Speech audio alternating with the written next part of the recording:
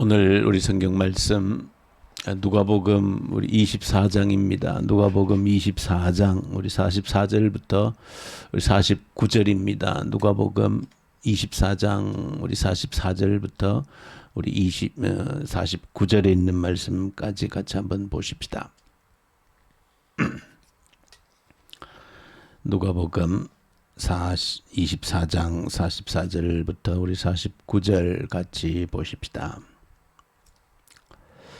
또 이르시되 내가 너희와 함께 있을 때에 너희에게 말한 바 곧 모세의 율법과 선지자의 글과 시편의 나를 가리켜 기록된 모든 것이 이루어져야 하리라 한 말이 이것이라 하시고 이에 그들의 마음을 열어 성경을 깨닫게 하시고 또 이르시되 이같이 그리스도가 고난을 받고 제3일에 죽은 자 가운데서 살아날 것과 또 그의 이름으로 죄 사함을 받게 하는 회개가 예루살렘에서 시작하여 모든 족속에게 전파될 것이 기록되었으니 너희는 이 모든 일의 증인이라. 볼지어다 내가 내 아버지께서 약속하신 것을 너희에게 보내리니 너희는 위로부터 능력을 입혀질 때까지 이 성에 머물라 하시니라. 아멘. 오늘 누가복음 24장은 예수님께서 십자가에 못 박혀 죽으시고 이제 부활하셔서 다시 사흘 만에 다시 살아나셔서 제자들과 만나는 그런 내용들을 기록을 해주고 있습니다. 여기서 몇 가지 우리 중요하게 우리가 짚어보아야 될 것이 있는데, 첫 번째는 그 제자들 12제자와 함께 많이 주님을 따랐던 그 제자들이 사실은 주님께서 분명히 살아계실 때에 그들에게 가르치실 때 죽은 이후에 부활하실 것이라고 하는 것을, 또 사흘 만에 다시 살아나실 것을 말씀하셨지만은, 그러나 제자들 가운데 누구도 그 주님의 말씀을 정확하게 기억했던 자가 없었다는 것입니다. 주님께서 십자가에 못 박혀 죽으셨을 때 아무도 그 주님의 말씀을 기억하지를 못했다는 겁니다. 오늘 본문 가운데 제일 먼저 무덤을 찾았던 이 여인들도 주님의 부활을 기대하고 찾아간 것은 아니었다는 것을 보여줍니다. 그저 향품을 들고 예수의 그 장례를 좀 더 부족한 부분을 보충하고 마무리하기 위해서 찾아간 것이지, 주님이 이제 부활하셨을 것이다 라고 하는 기대감을 가지고 그 무덤을 찾은 것은 아니었다. 그래서 그 무덤가에서 만난 그 두 천사를 통해서 왜 너희가 산자를 죽은 자 가운데서 찾느냐라고 하는 그런 꾸지람 섞인 말을 듣게 되어지고, 주님께서 말씀하신 대로 사흘 만에 다시 살아나셨다라고 하는 그 천사들의 깨우침을 통하여서 여인들은 비로소 오늘 성경 본문에 보시면 기억했다. 무엇을? 예수님께서 다시 살아나신다라고 분명하게 말씀하셨던 것을 그때서야 비로소 기억했다. 그렇게 보여줍니다. 그리고 이후에 또 이어지는 길게 기록되어진 사건이 엠마오로 내려가는 두 제자와 함께 동행하셨던 예수님의 그 사건을 기록하고 있는데, 역시나 이 엠마오로 내려가고 있는 두 제자 역시도 기억하지 못하기는 매 한 가지였습니다. 전혀 주님께서 다시 살아나신다라고 하는 사실에 대해서는 전혀 기억을 하지 못했고, 그들과 동행하시면서 구약 성경을 통하여서 하나님의 아들이 십자가에 못 박혀 죽으시고 사흘 만에 다시 살아나신다라고 하는 것을 그 성경을 통해서 풀어주실 때에 이제 그들이 기억하고 주님의 다시 살아남을 확인하게 되어져, 자기 바로 앞에 서신 주님을 알아보지 못했는데 성경을 통해서 풀어주실 때에 자신들과 함께 이야기하고 지금 떡을 떼고 있는 이분이 바로 주님이시다, 부활하신 주님이시다 하는 것을 깨닫게 되어진 그 사건을 보여줍니다. 그렇게 해서 이제 두 엠마오로 갔던 제자는 급히 주님을 만나고 예루살렘으로 제자들에게 돌아왔을 때에 이미 제자들 속에도 주님을 만났다라고 하는 그런 간증들이 나오게 되어지고, 또 자신들도 그렇게 주님을 만났던, 부활하신 주님을 만났던 그 간증을 하던 그 순간에 그 마가의 다락방으로 일컬어지는데 그 방 안에 있는데, 다른 복음서에 보면 두려워서 안에서 사실은 문을 잠궈 두었습니다. 그러니까 사람이 출입할 수 없는 것이죠. 오늘 누가복음에서는 정확히 그 사실을 표현하고 있지 않지만 이 제자들은 문을 잠궈 놓고 안에서 잠궈 놓았기 때문에 도무지 밖에서는 열 수 없는 그런 상황인데 오늘 본문에 보시면 예수님께서 호련히 들어오신 것입니다. 부활하신 주님이 호련히 들어오셨다. 그래서 그들에게 평안이 있을지어다. 그렇게 축복해 주시는 그런 예수님의 모습을 보여주시면서 그럴 때에 이 제자들이 영이다. 그 예수의 영이라는 것이죠. 아마 당시의 사람들도 천사의 어떤 영적 존재를 그 여인들이 보았던 것처럼 그 영적 존재에 대해서는 그들이 인식을 가지고 있었기 때문에 그 예수가 그들의 눈에 보여졌을 때에 이것은 육체를 가진 자신들과는 다른 영적 존재, 영이다. 예수의 영이다. 그렇게 외친 겁니다. 자, 그럴 때 예수님께서는 본문에 보시면 길게 이 부활의 실체에 대해서 사실은 정확하게 가르쳐 주고 있습니다. 그래서 예수님 자신은 영이 아님을, 영은 뼈가 없고 살이 없다는 것입니다. 그들이 알고 있는 영적 존재라고 하는 것은, 그들이 보이는 영이라고 하는 것은 살이 없고 뼈가 없지만, 그러나 부활하신 예수님은 그런 영과 다르다는 것입니다. 살이 있고 뼈가 있다는 것입니다. 살이 있고 뼈가 있는 부활의 실체, 부활의 몸을 구체적으로 한 번 더 증거하시기 위해서 너희에게 먹을 것이 없느냐라고 말했고, 제자들은 급히 주변에 있던 생선 한 조각을 예수님께 드렸고, 예수님께서 직접 그 현장에서 그들이 보는 앞에서 그 생선 조각을 드셨다는 것입니다. 그러므로 이렇게 함으로써 예수님은 이 부활의 몸의 실체에 대해서 정확히 다시 한번 그들에게 일깨워 주셨습니다. 사실은 저 여러분들이 이 부활이라고 하는, 우리가 예수님을 따라 우리도 부활의 몸을 입는다라고 하는 이 사실에 있어서 그저 영적인 부활만이 아니고 우리가 이후에 주님처럼 부활하게 되어질 때 우리 몸도 육체도 똑같이 부활하게 되어진다. 그러나 그 몸이라고 하는 것은 물론 오늘 우리의 몸과 전혀 다르다라고 하는 것을 예수님을 통해서 먼저 보여주셨죠. 가장 시각적으로 보여주신 것이 문이 잠겨져 있는데 호련히 들어오신 것입니다. 그것은 바로 예수님께서 시간과 공간을 초월하시는 분이심을 보여주고 있는 겁니다. 시간과 공간을 초월하시는 그 신령한 몸, 음식을 드실 수 있는 뼈와 육체를 가지고 있는 몸이시지만 그러나 우리의 몸과 다르다는 것입니다. 여러 가지 차이가 있지만 우리는 시간과 공간의 제약을 받습니다. 시간을 초월해 다닐 수가 없고 공간을 초월해서 마음껏 움직일 수가 없는 한정된 그런 제한된 공간에, 시간에 갇혀 있지만 주님은 그 시간과 공간을 초월하시는 존재로서 몸을 지닌, 신령한 몸을 지닌 분이시다 하는 것을 보여주고 있는 겁니다. 그럴 때 저와 여러분들이 이후에 부활의 소망을 가진다라고 할 때 이 사실 한 가지를 정확히 하셔야 되는 겁니다.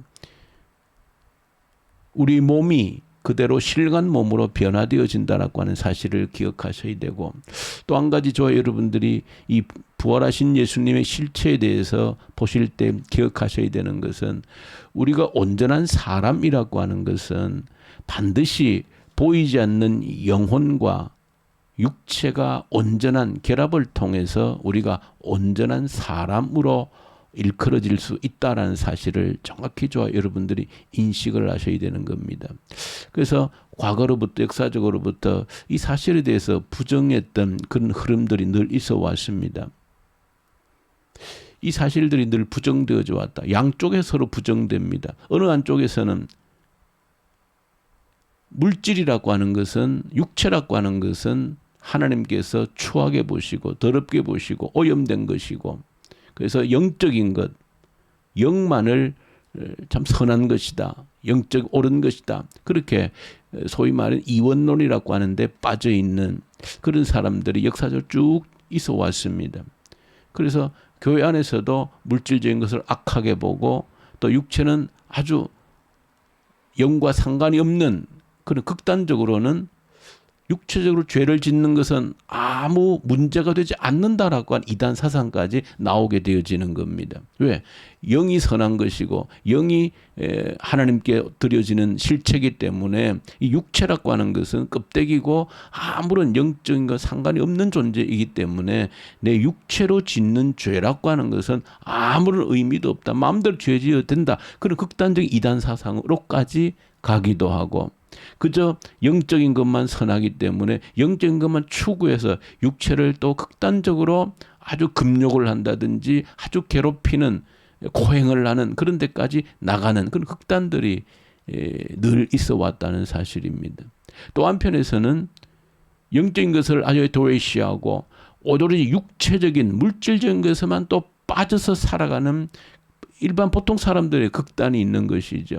영적인 것을 전혀 생각지 않고 그 물질의 육체에만 빠져서 살아가는 육체의 삶이 전부인 것처럼 그렇게 육체의 요구만을 추구하면서 살아가는 그런 사람들도 또한 흔히 있다는 사실인 것이죠. 자, 그럴 때 오늘 예수님께서 이 부활하신 부활의 실체를 보여주실 때에 온전한 사람이라고 하는 것은 지금도 그리고 이후에 주님 부활하실 때 우리가 부활의 몸을 입을 때도 그렇고 우리가 온전한 하나님의 사람이라고 하는 것은 보이지 않는 영혼과 우리 보이는 육체의 온전한 결합이 있을 때에 이게 온전한 사람이라고 하는 것입니다. 이 사실을 저와 여러분들이 항상 잊지 않아야 되는 겁니다. 영혼과 육체는 분리될 수 없는 것입니다. 영혼만 따로 돌아가는 것이 아니고 육체만 따로 돌아가는 것이 아니고 어느 한쪽만 선하고 옳은 것이 아니고 함께 하나님께서 지으신 하나님의 피조물로서 동일하게 거룩한 존재이고 이 영혼과 육체가 온전하게 결합되어질 때 그것이 온전한 사람이다. 하나님의 형상을 닮은 사람이다 하는 것을 부활하신 예수님의 이 몸을 통하여서 우리에게 다시 한 번 더 정확하게 일깨워 주는 것입니다. 그러므로 이 땅에 살아가면서 저와 여러분들 우리 신앙이라고 하는 건 역시도 마찬가지로 언제나 우리 영혼과 육체는 공존해야 되는 것입니다. 함께 어우러져야 되는 것입니다. 우리의 보이지 않는 영혼은 보이는 육체에 담겨져 있어야 되는 것입니다. 우리 신앙의 매사가 그렇게 이루어져야 된다는 겁니다. 대부분 우리 신앙이라고 하는 단어들, 믿음이라고 하는 단어를 예를 들 때도 믿음은 사실 눈에 보이지도 않고 손에 잡히지도 않는 것입니다. 그렇기 때문에 믿음이라는 단어가 그 남발이 되어지고 믿습니다, 믿습니다라고 하는 그냥 입술의 표현으로 그칠 때가 얼마나 많은지 모르죠. 그러나 신앙은 그렇게 되어져서는 안 된다는 것입니다. 보이지 않는 그 믿음이라고 하는 실체는 반드시 보이는 그릇에 담겨져야 되는 겁니다. 그 믿음의 실체가 드러나는 것이죠. 그게 온전한 믿음이라고 하는 겁니다. 우리의 몸이 보이지 않는 영혼과 보이는 육체가 온전한 결합 속에서 온전한 하나님의 형상으로서의 사람을 말하듯이 우리 신앙이라는 것도 반드시 보이지 않는 그 믿음이라고 하는 것이 보이는 것의 그릇에 담겨져야 되는 것입니다.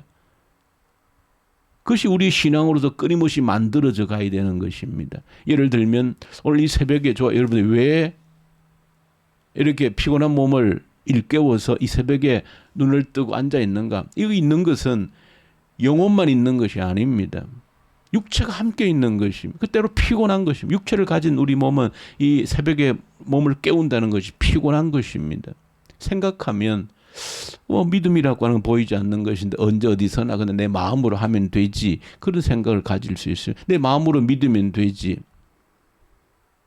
내 마음으로 그냥 이불 속에 누워서라도 잠을 자면서라도 기도하면 되지라는 생각을 할 수 있습니다. 그러나 우리 신앙은 그렇지 않습니다. 내가 믿는다라고 하는 것은 내가 신앙 하나님을 믿는다라고 하는 것은 반드시 그릇에 담겨져야 되는 것인데 왜? 내가 육체를 가지고 있기 때문에 그래서 이 새벽에 내 육체를 일깨워서 시간을 구별을 하고 세수를 하고 옷을 입고 하나님 앞에 서는 것이 이것이 보이지 않는 믿음을 보이는 그릇에 담는 것이 그럴 때 믿음의 온전한 실체가 드러나는 것입니다.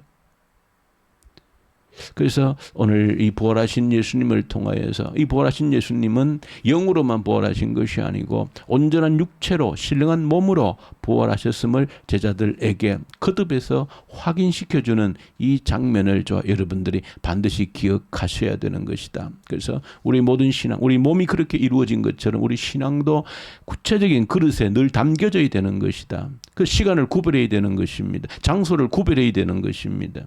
그것이 우리 신앙의 실체입니다. 내가 믿는 바를 삶의 구체적인 현장 속에서 적용해야 되는 것입니다.